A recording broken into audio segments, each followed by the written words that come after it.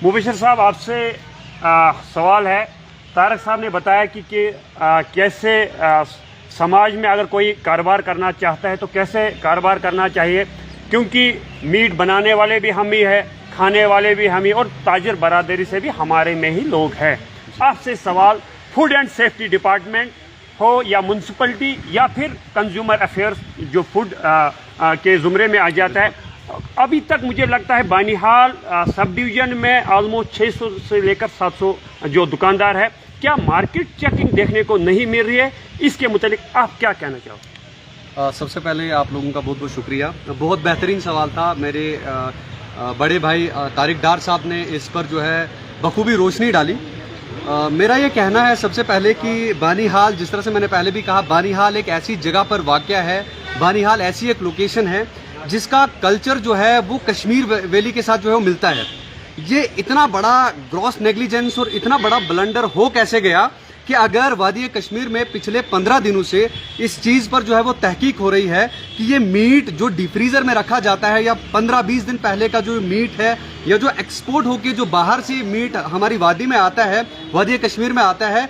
ये उस पर जहां एक तरह से जो है वो चेकिंग मुहिम जो है वहां छेड़ी गई है, वहीं दूसरी जानिब बानिहाल जो बिल्कुल कश्मीर के तर्ज अमल पर चलता है, जिस तरह से कश्मीर में रीति रिवाज है, जिस तरह से वहाँ पर पकवान पकाए जाते हैं, जिस तरह से वहाँ पे ट्रेडिशन चलता है, उसी ट्रेडिशन को जो है यहाँ पे फॉलो किया जाता है। क्यों बानिहाल में, जिस तरह से आपने सवाल किया कि यहाँ की एडमिनिस्ट्रेशन, यहाँ का फूड सेफ्टी डिपार्टमेंट, यहाँ के कंज्यूमर अफेयर्स से ताल्लुक रखने वाले डिपार्टमेंट अभी तक सोए थे, जबकि हमारा पूरी तरह से डिपेंडेंसी जो है, हमारा पूरा कल्चरल जो चीज़ें हैं वो कश्मीर वादी के साथ मिलती जुलती है। तो कहीं ना कहीं मैं ये कहूँगा कि एक ग्रॉस नेग्लिजेंस है डिपार्टमेंट्स की तरफ से, यहाँ की म्यूनसिपल कॉर्पोरेशन की तरफ से, म्यूनसिपल कमेटी की तरफ से, जहाँ वादी कश्मीर से तमाम तर चीज़ें बानिहाल में एक्सपोर्ट होती है। वहीं अगर इस चीज़ पर इन्होंने सवाल नहीं किया, वहीं इस चीज़ पर अगर इन्होंने कहीं चेकिंग नहीं की, तो मैं समझता हूँ ये कहीं ना कहीं यहाँ के डिपार्टमेंट्स की भी कमजोरी है और यहाँ के वो सिविल सोसाइटी मेंबर्स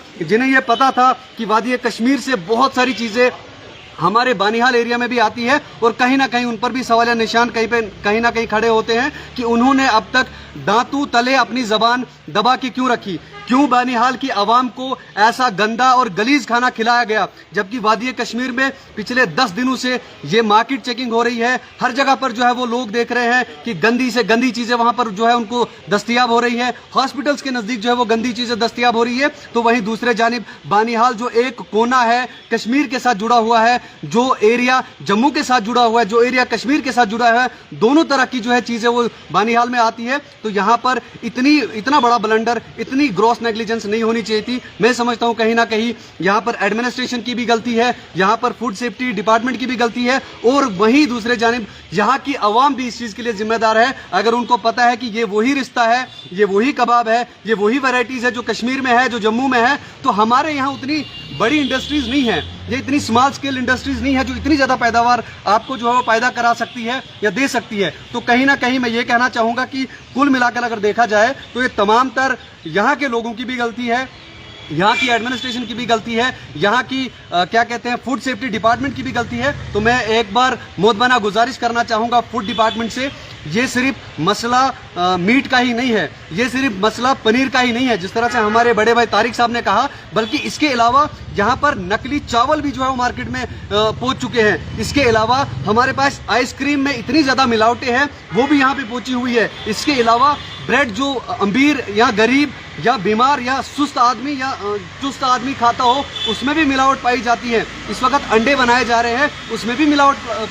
जो है पाई जा रही है। तो तमाम तर चीज़ों में जो है वो मिलावट है। कहीं ना कहीं मैं एज एन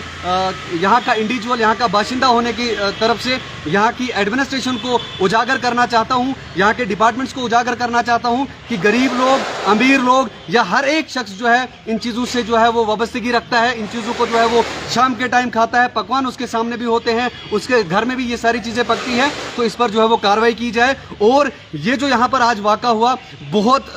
तादाद में जो है वो मीट पाया गया, उस पर जो है इंक्वायरी इनिशिएट होनी चाहिए। हम लोग एसडीएम से भी रिक्वेस्ट करना चाहते हैं, हम लोग तहसीलदार साहब से भी रिक्वेस्ट करना चाहते हैं और पुलिस महकमे से भी हम ये रिक्वेस्ट करते हैं कि इंक्वायरी इनिशिएट की जाए और जो एक्यूज्ड है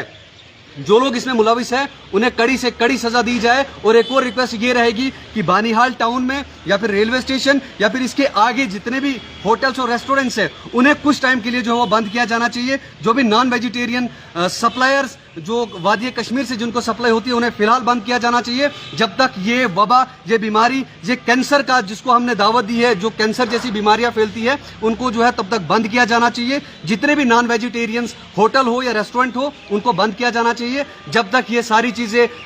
साफ और शफाफ नहीं हो जाती, ये वबा जो है खत्म नहीं हो जाती, तब तक के लिए जो है उनको बंद किया जाना चाहिए। हिदायत जो है एडमिनिस्ट्रेशन की तरफ से जारी होनी चाहिए। और इंशाल्लाह ताला मैं उम्मीद करता हूं कि अवाम जितनी भी इस मोबाइल फोन के जरिए से अपने